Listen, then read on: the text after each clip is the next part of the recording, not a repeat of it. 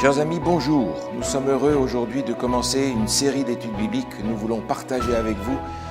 Nous voudrions étudier la Bible et prendre les différents thèmes qui sont dans les Écritures et regarder ce que la parole de Dieu nous enseigne. Nous allons, autour de cette table, étudier la parole de Dieu, réviser ces 42 thèmes importants qui sont présentés dans les Écritures et vous permettre de partager avec nous ces moments d'étude de la parole de Dieu. Ce ne sont pas des études théologiques, ce ne sont pas des études de haut niveau, ce sont des études simples pour tout le monde, de manière surtout à ce que l'on puisse rencontrer Jésus au travers du texte biblique. Il y a une certaine séquence à suivre, il y a des sujets que nous voulons regarder dans un certain ordre, de manière à ce que nous puissions rencontrer Jésus de la bonne manière, comme un puzzle si vous voulez, où nous allons mettre peu à peu les pièces à la bonne place. Et lorsque nous avons mis les pièces à la bonne place, il y a une image qui apparaît, c'est l'image de Jésus, notre Sauveur. Je vous invite à suivre avec nous ces études. Elles peuvent vous être utiles pour vous-même ou pour être partagées avec d'autres gens. Nous souhaitons cependant qu'au travers de l'étude de la parole, le Seigneur réalise pour nous sa promesse, c'est que Jésus apparaisse pour nous comme le Sauveur et que nous soyons prêts pour son prochain retour. Bonne étude avec nous. Alors bonjour à tous ce matin. Bonjour. On commence notre première étude biblique. Mais oui. On va regarder un petit peu ce que la parole de Dieu nous dit pour essayer de comprendre comment Dieu nous parle encore aujourd'hui par elle. Mais avant, je vous propose qu'on prie ensemble. Seigneur notre Dieu, nous voulons te remercier parce que tu nous parles encore aujourd'hui par les Saintes Écritures. Nous voulons ouvrir notre cœur pour que tu puisses nous parler et que nous puissions comprendre ce que tu attends de nous aujourd'hui, ce que tu veux nous révéler aujourd'hui pour apprendre à connaître Jésus, notre divin Sauveur, toujours mieux. En son nom, nous te prions. Amen. Amen. Alors nous allons fouiller dans les Écritures, mais avant de commencer à regarder ce que les Écritures nous disent, je crois qu'il faudrait qu'on soit bien au clair sur la valeur de ce livre-là. Parce que beaucoup de gens vont dire aujourd'hui « Ah, mais ça, c'est écrit par des hommes, donc ça n'a pas beaucoup de valeur. Certains vont dire « Ça contient la parole de Dieu, donc on va choisir ce qui nous convient ou ce qui ne nous convient pas. » Alors, avant d'ouvrir la Bible avec vous, j'aimerais qu'on regarde un petit peu l'histoire de ce livre-là, parce que, à mon avis, il n'y a pas d'histoire plus miraculeuse que l'histoire de ce livre. Alors, j'aimerais commencer par vous montrer ce diagramme qui est très simple, mais qui permet en particulier de mettre les personnages bibliques au bon endroit. Okay. C'est-à-dire d'éviter de mettre Noé à l'époque d'Abraham et de mettre l'apôtre Paul à l'époque de Jésus, mais ça nous permet de regarder dans l'ensemble ce qui s'est passé dans l'histoire biblique qui couvre environ 6000 ans. C'est-à-dire que les données bibliques nous permettent d'avoir un panorama d'environ 6000 ans. Alors on commence ici avec la création. On a ici en bas la descendance de Caïn, donc cette descendance qui va se perdre, mais qui contient des noms semblables à la descendance de Adam. Les grandes lignes qui sont ici, ce sont c'est 1000 ans, et les petites lignes, c'est 100 ans. Okay. Alors, on voit tout de suite, pour commencer, que les antédiluviens, Adam et tous ses descendants, ont une vie extrêmement longue. Adam, 930, Seth, 912, etc. Donc, on a ici une lignée de gens qui sont dans les 900, dans les 800. Il y en a un ici qui est seulement 365 ans. Il s'appelle Enoch. Vous vous souvenez pourquoi il est si jeune ? Il a fait un tour au ciel, hein? Oui, c'est lui. Le texte nous dit qu'il a marché avec Dieu pendant 300 ans, puis Dieu le prit. Donc, par rapport aux autres, il est parti très jeune, 365. Son fils, Méthusélah, c'est celui qui a vécu le plus vieux, 969 ans. Est-ce que vous vous souvenez quand il est mort? À l'époque du déluge, juste avant que le déluge frappe. Oui. Son nom d'ailleurs signifie quand il mourra, il viendra. Quoi? Le déluge, et il est mort juste avant le déluge. Alors, on a Lémec, le père de Noé, on a Noé qui va vivre 950 ans, donc pas mal de temps encore après le déluge. Le déluge intervient approximativement 1600 ans après la création, et on a après l'histoire qui continue, mais vous voyez que ça descend très vite, la longévité va descendre 600, 400, 200, 100. Très rapidement, on a une longévité plus courte, ce qui nous permet de voir que le fils de Noé, Sem, va vivre pendant longtemps à la même époque qu'Abraham qui est ici. Et ces gens vivaient dans la même région. Il n'est pas difficile d'imaginer qu'Abraham et ses contemporains ont parlé avec Seth, qui avait quand même d'une façon très directe les indications de ce qui s'était passé dès le début. Oui. Abraham arrive environ 2000 avant Jésus, 1800 ans à peu près, et c'est avec lui que va commencer l'histoire biblique. Abraham, Isaac, Jacob, et on arrive en particulier avec la tribu de Juda, Lévi, et on arrive ici à Moïse. Moïse, 1500 ans avant Jésus. Donc il n'y a pas un temps extraordinairement long entre Abraham et Moïse. Mais vous vous souvenez, à ce moment-là, il y a eu des difficultés. Joseph a été vendu, il s'est retrouvé en Égypte. Il y a toute cette histoire extrêmement intéressante dans le livre de la Genèse, où finalement Jacob et ses fils restants vont retrouver Joseph dans une position privilégiée en Égypte. Mais lorsque Joseph va disparaître, ils vont être peu à peu réduits en esclavage, parce qu'ils deviennent menaçants. Mais ils ont cette promesse que Dieu vient les chercher, Dieu va leur donner une terre promise. Ils restent avec ça, mais ça vient pas, ça va durer longtemps jusqu'à ce que Moïse arrive. Et on est environ 1500 ans avant Jésus. Vous remarquez qu'ici se trouve une petite ligne où il y a marqué Révélation de l'Ancien Testament. La Révélation de l'Ancien Testament commence avec Moïse, qui va être le premier à écrire, et le plus ancien livre de l'Ancien Testament, c'est le livre de Job. Oui, c'est le livre de Job, qui a été écrit probablement dans le désert pendant qu'il était encore en train de garder des moutons. Il va commencer à écrire Genèse et les 5 autres livres un peu plus tard. Alors, ils vont rester pendant un certain temps dans le désert, ils vont rester là. La génération va partir, et puis ils vont arriver en 1400, 405, 406, entrer dans la Canaan terrestre, réorganisation, conquête du pays. Il va d'abord y avoir des juges, le dernier étant le prophète Samuel, en même temps. Période pas très facile, période d'installation, et puis ils n'aiment pas leur situation parce qu'ils veulent un roi comme tout le monde. Ils ont déjà détruit pas mal de peuples autour, pas tous, mais ils veulent un roi. On veut un roi, on veut un roi, on veut un roi. Bon, on va leur donner un roi. Dieu choisit un roi, Samuel, catastrophe. Il commence bien, il finit mal. Saül, pardon. Saül, qui commence bien, qui finit mal. Et puis David. David qui est le personnage présenté comme l'homme selon le cœur de Dieu. Ce qui est encourageant parce qu'il a fait beaucoup de bêtises. Donc on peut faire des bêtises et être selon le cœur de Dieu quand même. David, Salomon, après Salomon, le peuple va se diviser en 2 parties. Oui.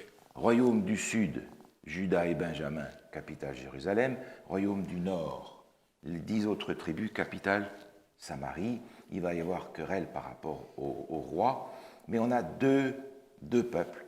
Et ces 2 peuples vont finalement descendre dans leur spiritualité, ce qui va demander aux prophètes de venir les uns sur les autres. On a toute une suite de prophètes qui vont être envoyés aux 2 royaumes, parce que le message est simple. Revenez, revenez, revenez, revenez, revenez. Vous êtes tombés dans l'idolâtrie, revenez. Ça sera de temps en temps entendu, la plupart du temps non, jusqu'à ce que Dieu leur dise, si vous n'écoutez pas, moi je me retire. Et quand Dieu se retire, Catastrophe. La catastrophe, c'est la déportation à Babylone en 605-606. C'est l'époque de Daniel et de Jérémie d'abord, de Daniel et d'Ézéchiel. Déportation pendant 70 ans. À la fin des 70 ans, ils vont retourner dans leur pays, mais en plus petit nombre. Cette déportation n'est pas comme l'esclavage qui avait eu lieu en Égypte. Babylone leur offre tout ce qu'il y a de mieux sur la terre à ce moment-là et les invite à s'installer, à s'amalgamer avec la culture babylonienne et à devenir des Babyloniens. Et on comprend pourquoi, dans les Écritures, lorsqu'il est question de rentrer, le message de Dieu, c'est « Sortez de Babylone, mon peuple ». Peu vont sortir parce qu'ils doivent retourner construire une ville qui est en ruine. Un certain nombre d'entre eux ne la connaissent même pas, alors qu'ils sont bien à Babylone. Ils vont donc rentrer dans des situations difficiles parce que le territoire est occupé. Il va donc falloir reconstruire, commencer par reconstruire le temple, ensuite reconstruire les murs pour protéger, reconstruire la ville. C'est l'époque de la restauration avec le gouverneur Zorobabel. Et on a les prophètes de la restauration, Esdras et Néhémie. Avec Néhémie et Malachie, va s'arrêter la révélation de l'Ancien Testament. Autrement dit, on a un écrit biblique pour l'Ancien Testament qui s'étale sur approximativement 1000 ans, disons, pour simplifier les choses, entre Moïse et Malachie.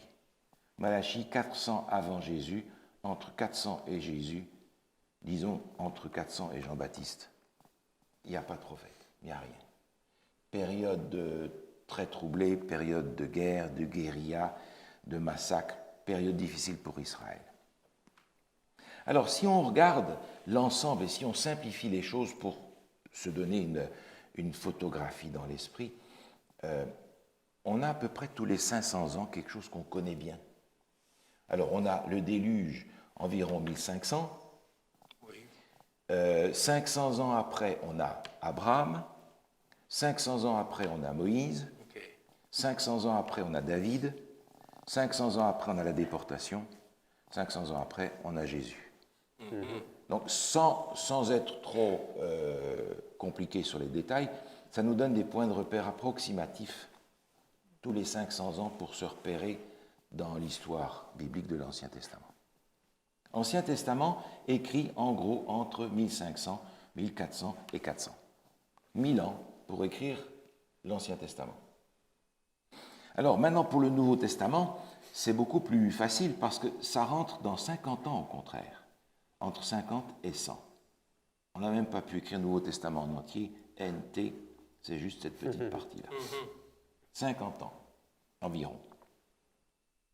Et puis alors évidemment après, l'histoire va continuer, le désir d'imprimer ce livre-là va apparaître, Gutenberg va faire sa première impression en 1450, il va y avoir plusieurs tentatives pour imprimer tout ça, on en reparlera tout à l'heure, mais les temps modernes sont arrivés avec des questions en disant oui mais bon, vous nous parlez d'un livre aujourd'hui qui a été écrit entre 1500 et 500 avant Jésus-Christ.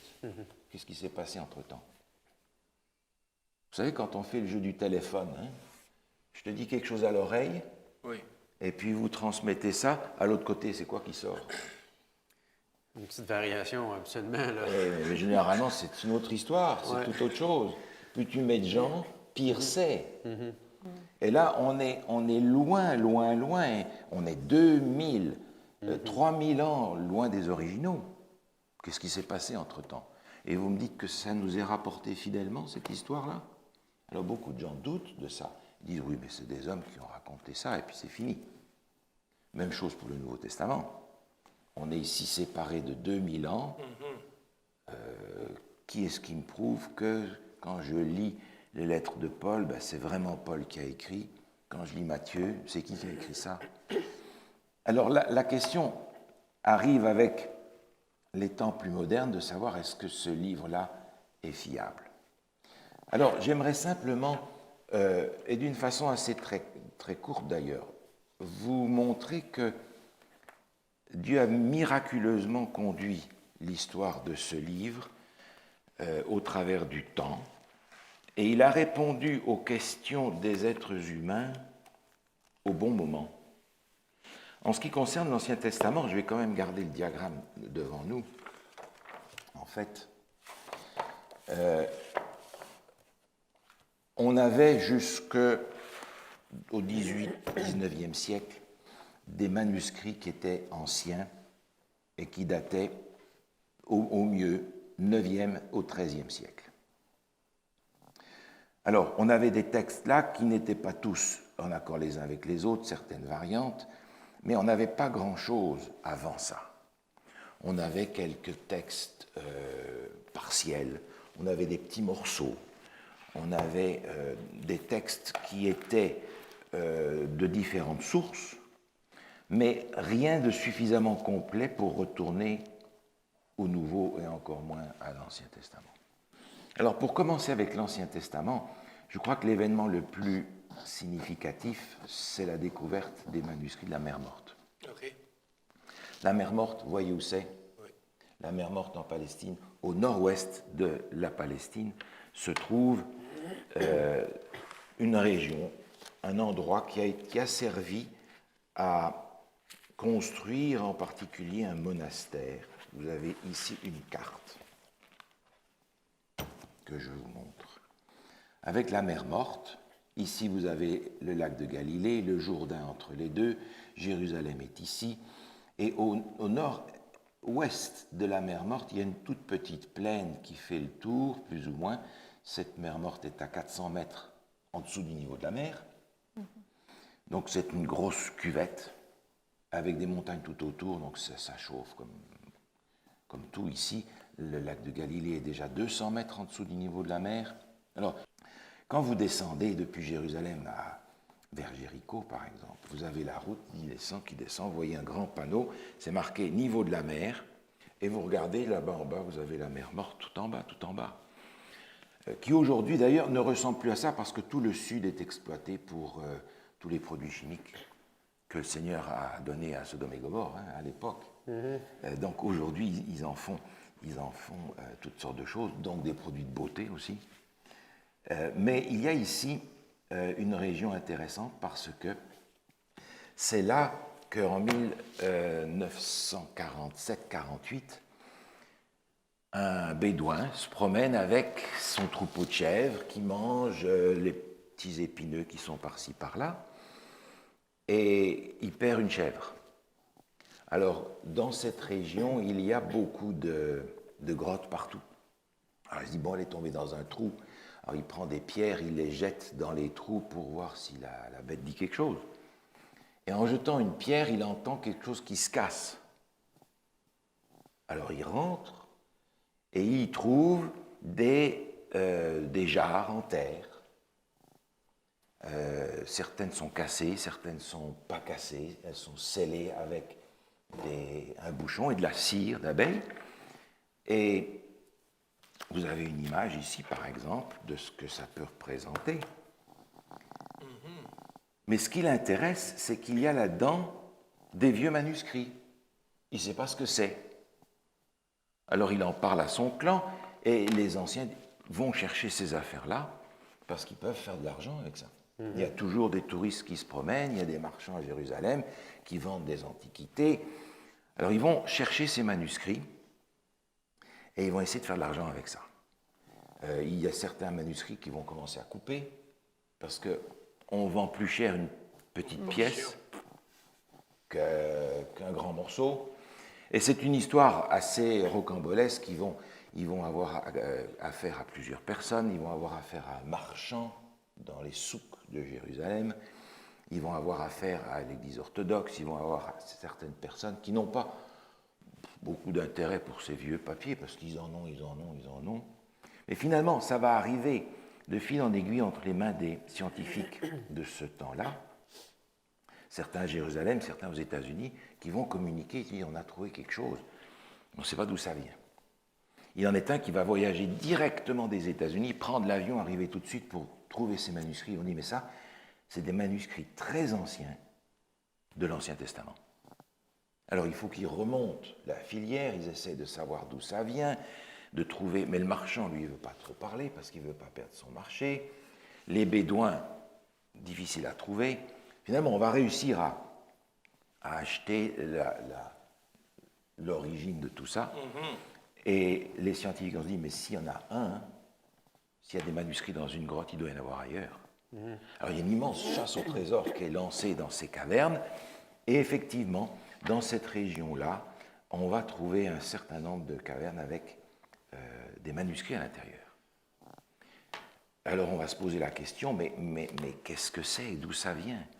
Alors, en cherchant, ils ont découvert qu'il y a, tout près de la mer Morte, là en bas, au pied de ces montagnes, les ruines d'un monastère qui a été détruit après Jérusalem en l'an 73.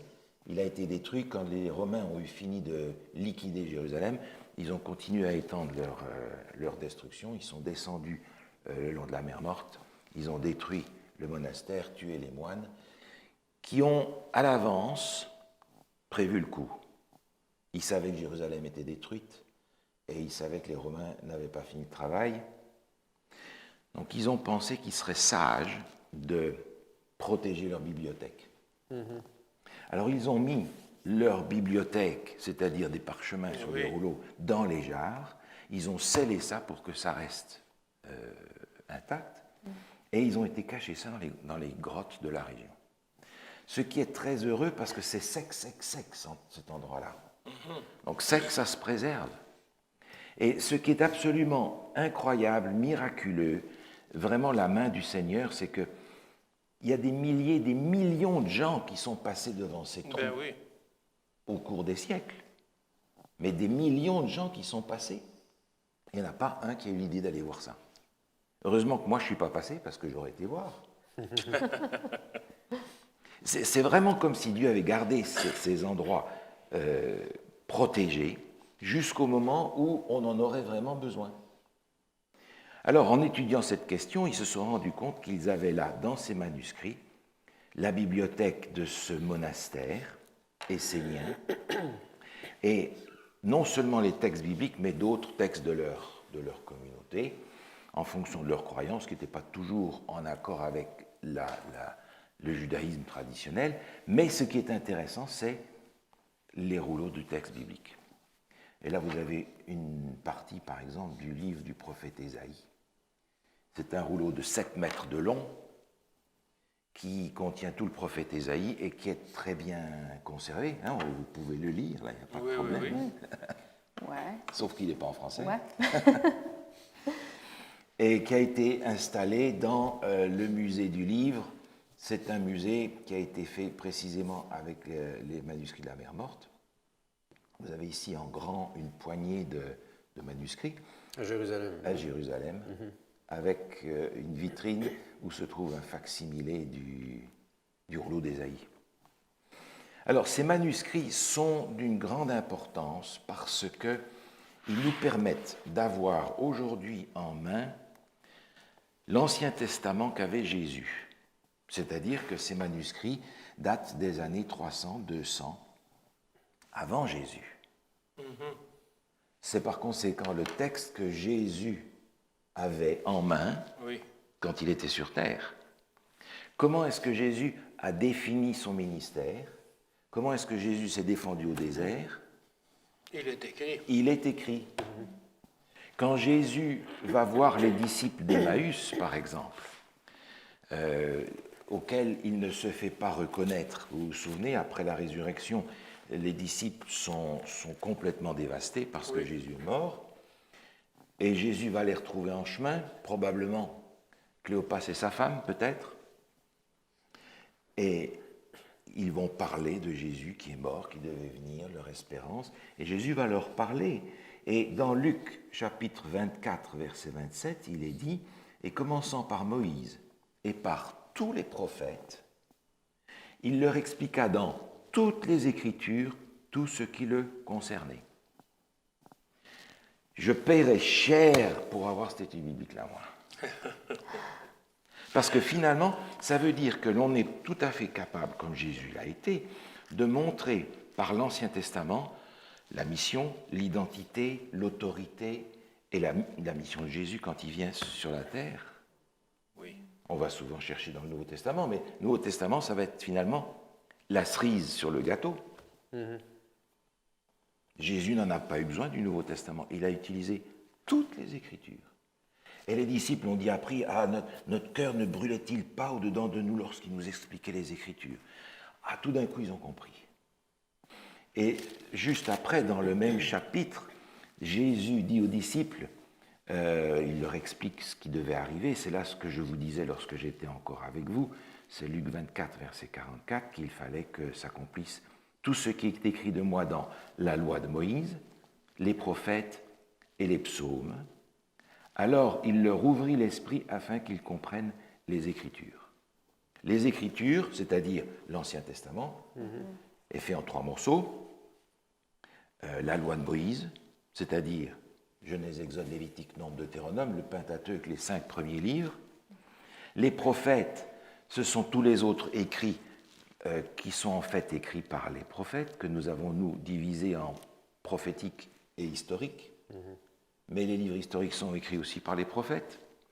Et les psaumes contiennent plus que les psaumes, ils contiennent les livres poétiques, psaumes, proverbes, ecclésiastes, cantiques des cantiques, et aussi le livre de Daniel en général. Autrement dit, toutes les Écritures, tout ce qui était reconnu comme étant les Écritures saintes à l'époque de Jésus, se trouve dans les manuscrits de la mer morte, nous les avons aujourd'hui. Ah oui. Alors, s'il y a quelqu'un pour qui les Écritures étaient l'autorité suprême, c'est Jésus. Hein? Oui, sûrement. Alors, qui est-ce que je suis, moi, pour dire aujourd'hui, ah, mais ça, c'est peut-être pas écrit par Ésaïe, ça, c'est peut-être pas écrit par un tel. Ou bien, est-ce que ça a été écrit plus tard par quelqu'un d'autre qui ne s'appelait pas Ésaïe, alors que Jésus cite le prophète Ésaïe d'un bout à l'autre comme appartenant au même auteur.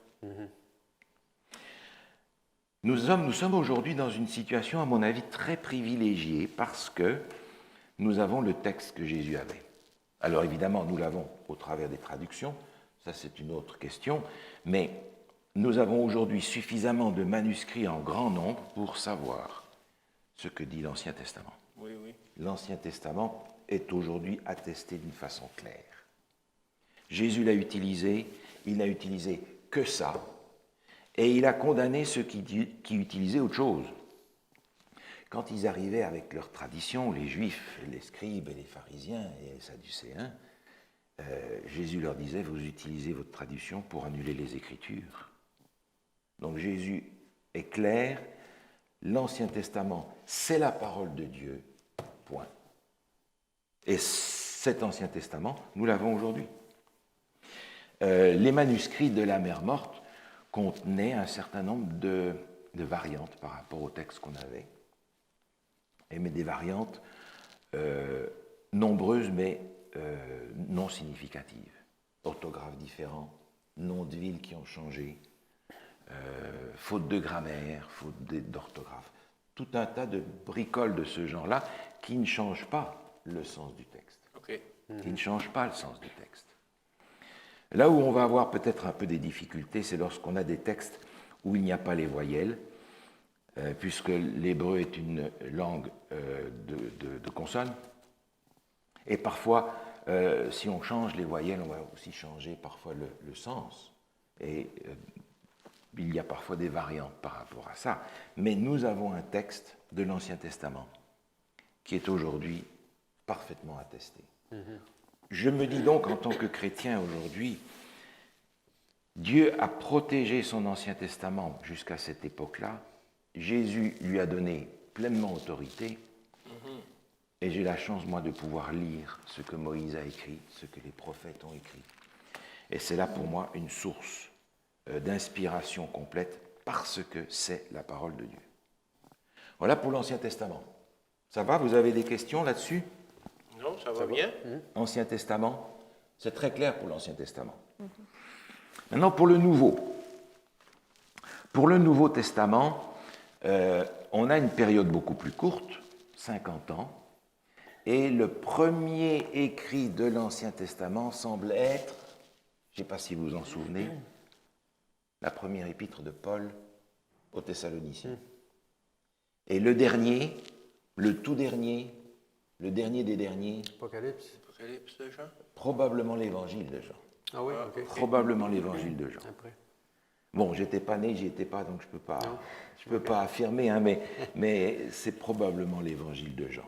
Mais peu importe, c'est Jean qui est le dernier auteur et le dernier vivant aussi. Oui.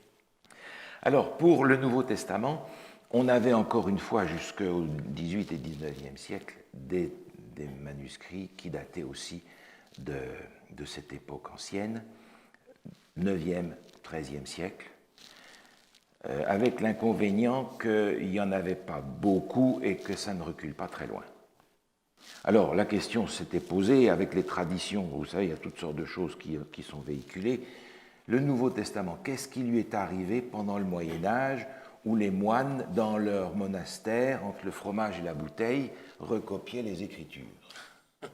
Hein, qu'est-ce qui arrivait? Oui. Parce que quand on a des copies de copies de copies de copies de copies de copies de copies de copies de copies de copies au travers des siècles, qu'est-ce qu'on a au bout du compte? On s'est d'ailleurs posé la question par rapport à l'Ancien Testament, parce que les différences, et je reviens un petit peu à l'Ancien Testament, les différences entre les manuscrits de la Mer Morte et ce qu'on avait plus tard étaient tellement minimes que beaucoup se sont dit « qu'est-ce que c'est que cette histoire? Comment ça se fait que ça a été préservé ?» Et on s'est rendu compte que les Juifs, qu'on appelait les Massorètes, qui se sont développés pendant tout un temps de l'ère chrétienne, avaient des règles drastiques pour la copie du texte biblique.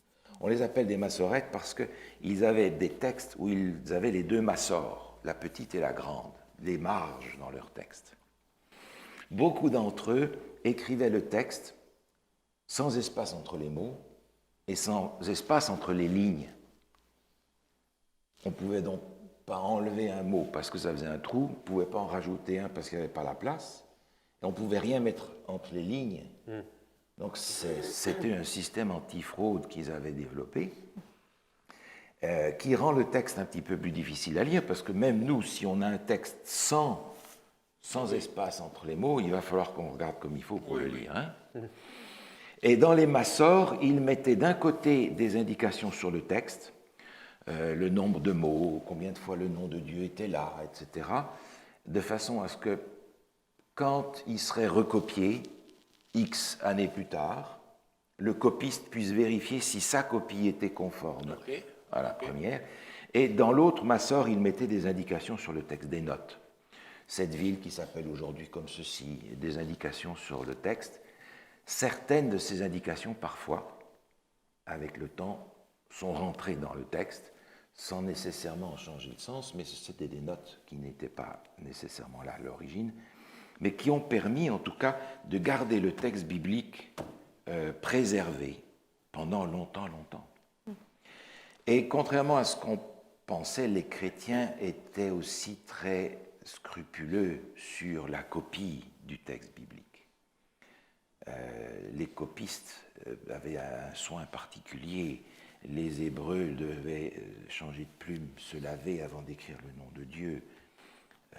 Et ceux qui recopiaient le Nouveau Testament le recopiaient aussi très scrupuleusement. On a donc du Nouveau Testament des copies pour lesquelles les gens se disent aussi oui, mais. Et dans les années 1800, un savant autrichien du nom de Tischendorf s'est dit non, ça ne marche pas, ces textes sont trop vieux, on n'a pas assez de textes anciens, de preuves, de moyens de comparer. Et il s'est mis à fouiller toutes les bibliothèques qu'il y avait en Europe dans les années 1800. À partir de 1840, il a été un petit peu partout, fouiller dans les caves des bibliothèques, chercher des plus vieux manuscrits que ce qu'on avait à ce moment-là. Il n'a rien trouvé. Alors il s'est dit, je vais aller dans un endroit où il y a sûrement quelque chose, c'est-à-dire au monastère Sainte-Catherine. Le monastère Sainte-Catherine, c'est un monastère qui a été construit au IIIe siècle, dans la péninsule du Sinaï. Vous avez ici cette péninsule du Sinaï où les Hébreux se sont promenés pendant 40 ans. Oui.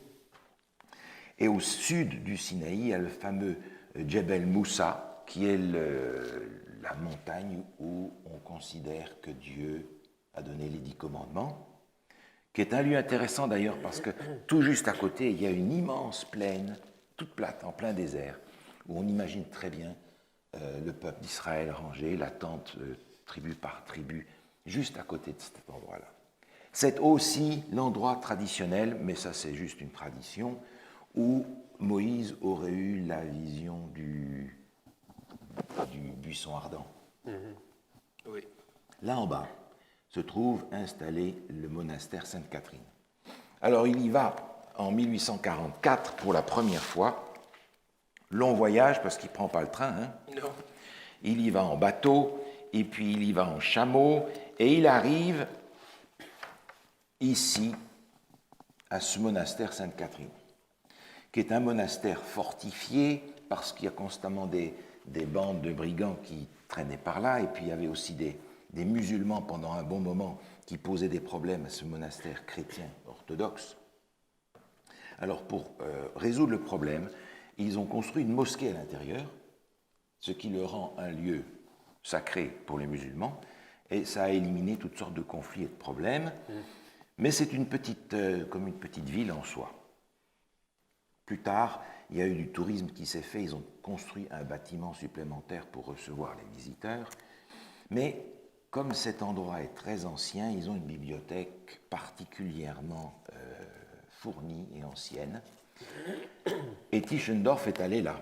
Il a cherché la porte. Il a fait le tour, pas de porte. Le seul moyen d'entrer, c'est de se faire connaître.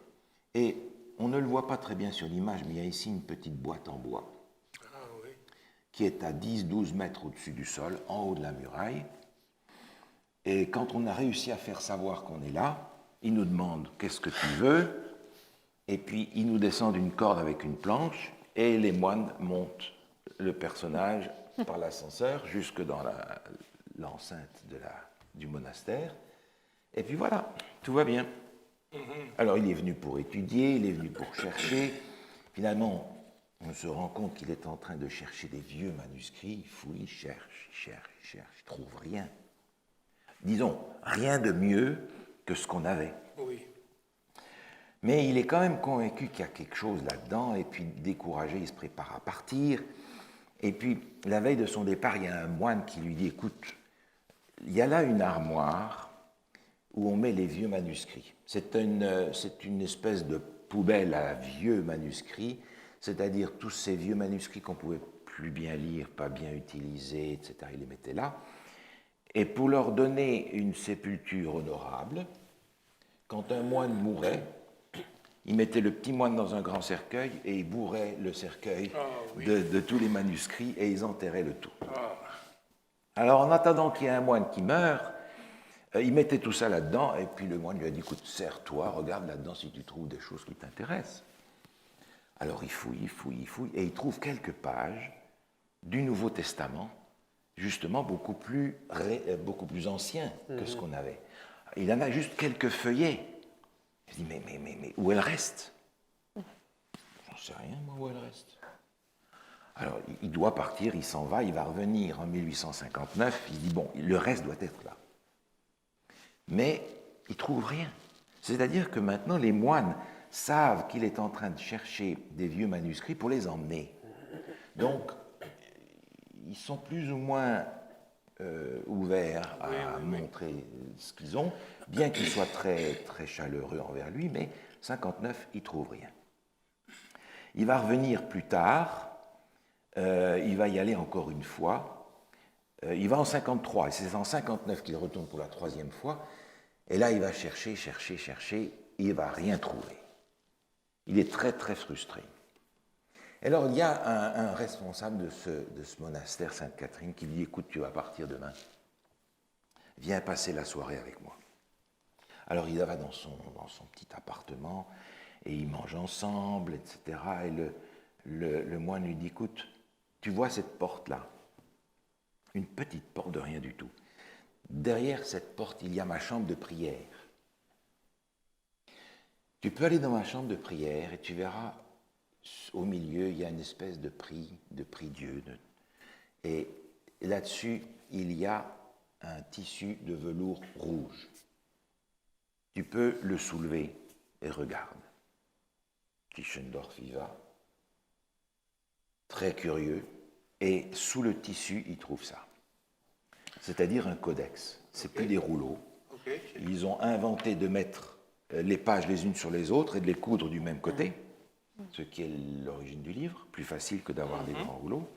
Et c'est un codex sur lequel se trouve tout le Nouveau Testament et une partie de l'Ancien. Il a trouvé ce qu'il lui faut. Il veut l'emmener, il dit, écoute, laisse ça ici, on verra plus tard. Alors commence à partir de là toute une histoire pour pouvoir mettre en valeur ce codex qui va être appelé Codex Sinaiticus parce qu'il a été trouvé au Sinaï. Toute une histoire après qui se développe autour de ça, mais le texte était parfaitement conservé et ce moine lisait chaque jour directement dedans. Dans ce livre-là. Et il y lisait le Nouveau Testament et la partie de l'Ancien qui s'y trouve depuis longtemps. Alors, Tischendorf a trouvé ce qu'il voulait, ce qui va permettre de comparer ce document-là, qui est de la fin des années 300. Ah oui. La fin des années 300, on fait donc un bond assez important de presque 1000 ans en arrière. Oui. On va comparer avec le Nouveau Testament qu'on a à ce moment-là. Et Tischendorf est convaincu qu'il y en a d'autres. Ce n'est pas possible que ce livre, si bien conservé, soit unique en son genre. On va en trouver un autre à Alexandrie, et plus tard on en trouvera un autre aussi au Vatican, qui sont très identiques, qui sont plus ou moins de la même époque, avec quelques variantes les uns et les autres, mais surtout celui du Vatican et celui du Sinaï sont très ressemblants et vont nous permettre de comparer avec ce que l'on a à l'époque de Tischendorf et de notre temps. Et là encore, c'est la même chose.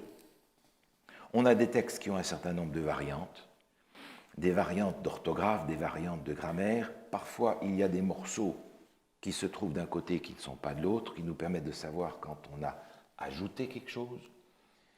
Mais ce texte ancien nous donne quand même une base aujourd'hui pour les meilleures traductions qu'on a. Alors, on a aujourd'hui deux grandes lignes de textes, ce qu'on va appeler les textes majoritaires, c'est-à-dire les textes qui étaient conservés entre le 9e et le 13e siècle et qui ont servi en particulier pour les premières traductions du texte biblique dans les langues populaires. Très tôt, on a voulu avoir des traductions en langue que tout le monde puisse lire, ce contre quoi l'Église s'est insurgée parce que la Bible avait été traduite en latin par Jérôme dans les années 300 et c'était devenu la Bible de l'Église. Maintenant, un certain nombre de gens ont voulu la traduire en anglais. On a par exemple Wycliffe qui a commencé ce travail de traduction. Ça lui a d'ailleurs coûté cher. Plusieurs ont essayé de traduire cela. Tyndale a continué aussi le travail. Ça a donné lieu à la traduction du roi Jacques, King James Version, en 1611. Mais c'était toujours basé sur ces textes, j'allais dire plus récents, qu'il considérait comme étant une base solide. Erasme de Rotterdam, qui est un théologien catholique, avait déjà lui aussi, en 1500-1516, établi un texte, en prenant ce qu'il concevait comme étant les meilleurs morceaux. Mais c'était des morceaux un petit peu disparates. Une partie de l'Apocalypse, par exemple, il a dû la traduire du latin en grec pour en avoir un morceau acceptable, alors que l'original est en grec. Alors, il y avait ainsi un certain nombre de choses qui ont été faites pour avoir un texte. La première édition de la King James contenait une foule incroyable d'erreurs, grave de mise sous presse aussi.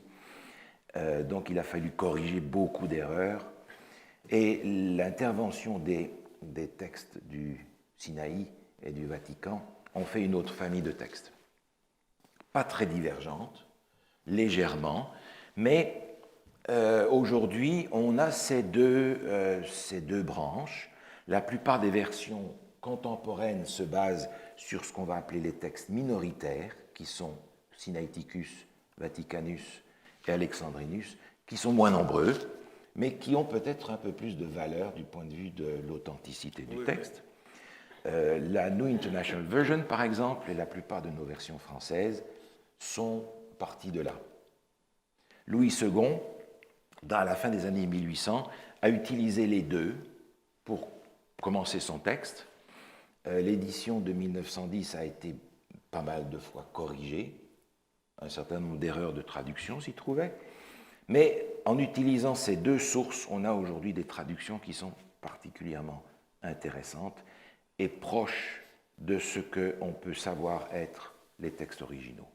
Autrement dit, nous n'avons pas les textes originaux, mais le nombre incroyable de manuscrits que nous avons nous permet de comparer, de savoir quelles sont les grandes familles de manuscrits qui existent et de savoir quand il y a des altérations dans le texte d'où elles viennent, si elles sont authentiques ou si elles ne le sont pas.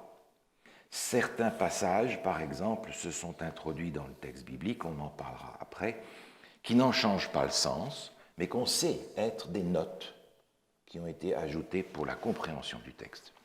On les appelle des gloses, on en parlera un petit peu plus tard. Mais l'essentiel pour moi, chrétien d'aujourd'hui, c'est de savoir qu'il s'agisse de l'Ancien Testament ou du Nouveau. J'ai aujourd'hui, au XXIe siècle, un texte biblique qui est sans aucun doute le plus authentique par rapport à ce qui peut être trouvé.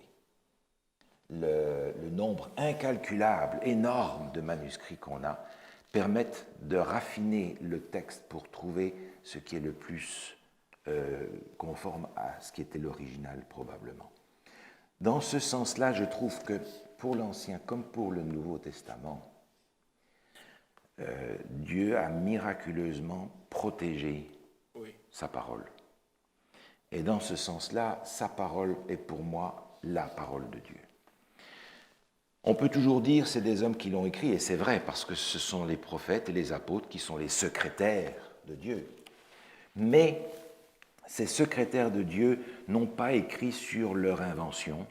On le verra un peu plus tard. Dieu les a conduits, Dieu les a poussés, Dieu les a inspirés pour le faire. La cohérence qui existe entre l'Ancien et le Nouveau Testament sur une période de 2500 ans, disons, est une cohérence qui ne peut pas être une coïncidence. Les révélations qui y sont, en particulier dans les prophéties, ne peuvent pas être l'invention de gens qui étaient des gens perspicaces. L'histoire se réalise, on a dans les prophéties des textes qui s'appliquent à notre époque, mais qui, dans ce temps-là, pouvaient imaginer, inventer, supposer la réalisation de ce que nous voyons sous nos yeux. Personne. La Bible, Ancien et Nouveau Testament, je la considère donc comme la parole de Dieu, et c'est ça qu'on va étudier ensemble. On va l'étudier comme étant reçu de Dieu pour nous aujourd'hui qui sommes parvenus à la fin des temps. Écoutez, je vous propose de terminer notre étude, on va prier ensemble avant d'achever notre étude pour aujourd'hui. Notre Dieu, notre Père, nous voulons te remercier de tout notre cœur de ce que tu as préservé ta parole pour qu'elle nous parvienne jusqu'à nous aujourd'hui. Nous voulons connaître ta volonté. Nous voulons découvrir ton plan extraordinaire de salut en Jésus-Christ. Et alors que nous étudions ta parole qui a traversé les siècles, Seigneur, nous te prions de susciter dans notre cœur par ta parole un amour toujours plus grand pour Jésus notre Sauveur. C'est en son nom que nous te prions. Amen. Amen.